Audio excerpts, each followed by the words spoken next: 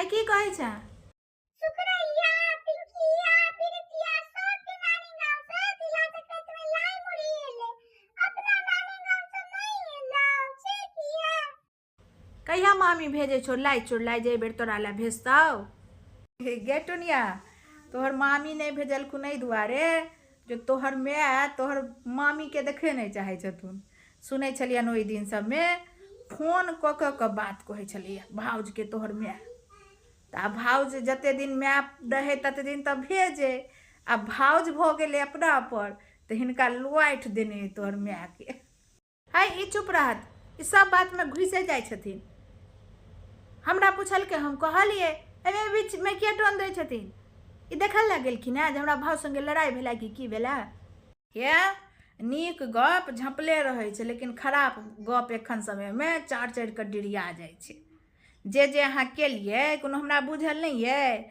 हमर ननद के बेटा के सार के कन्या ये गाँव के सबटा बुझल है की अहाँ के लिए भाव संगे झपल नहीं है।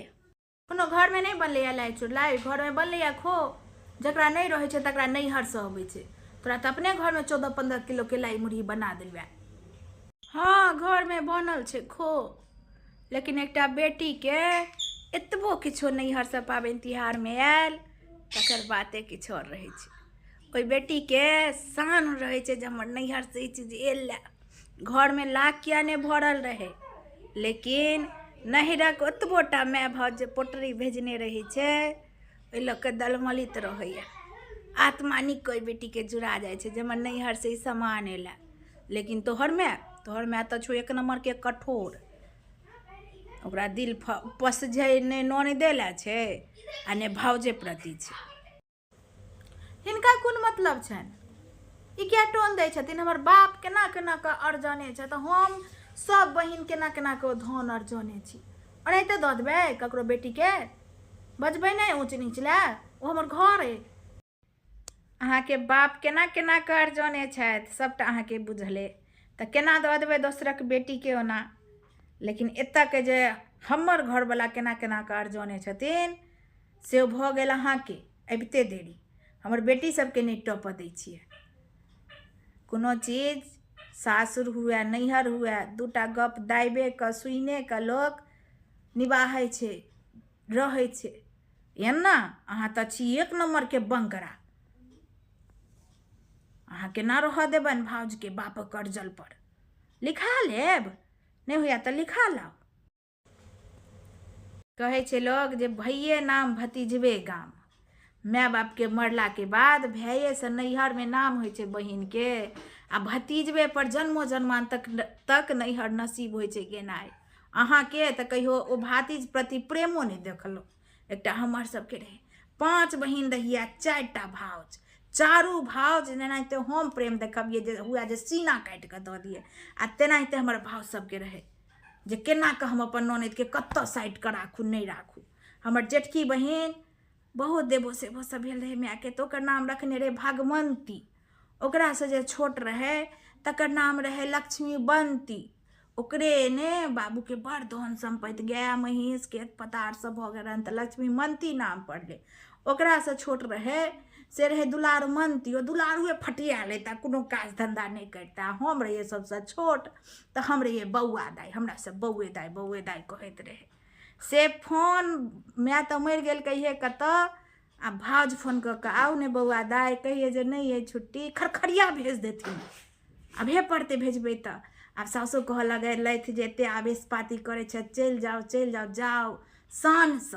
आ आबी 5-5 जोड़ 7-7 जोड़ भाव सब नुआ 4-4 चंगेरा खजूरिया पिरकिया। अब तो 1 किलो आधा किलो मिठाई लोग लैया भाउजो दऽ दै छे, भाउज के लऽ कऽ ननदो दऽ दै छे। लेकिन ओहि समय में हमर भाव सबके नहीं रहत।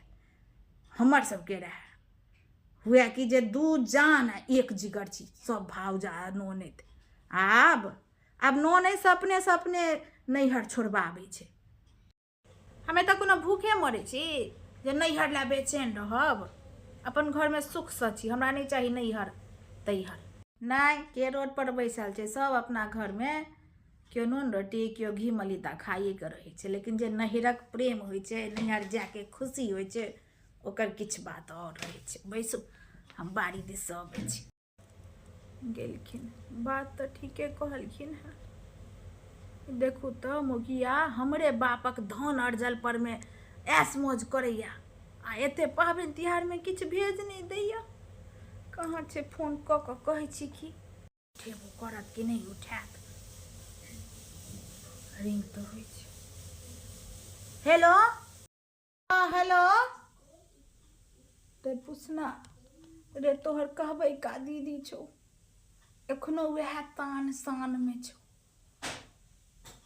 हेलो, नहीं चिन्हलहुँ? हाँ हाँ चिन्ह गेलहुँ।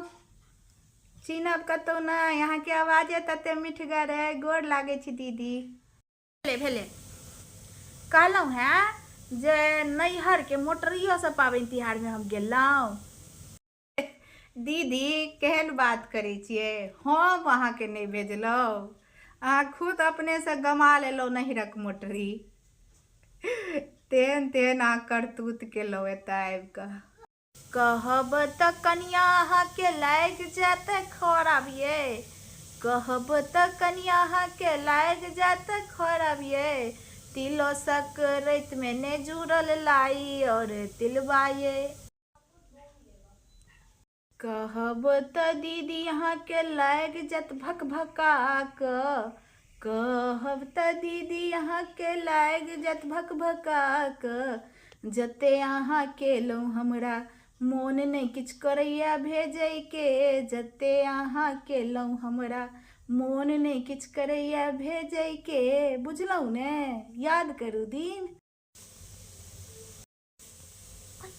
बुढ़िया उसका देलक तेँ फोन केलिए, हमरा बुझले छलै तेहन बन खण्डानके ओ नटिनिया छै जे लोले पर बड़ पकैत रहै छै। केहन बात कहि देलक, काटि देलको पुसना। एखनो तक सह भी नहीं गलैया।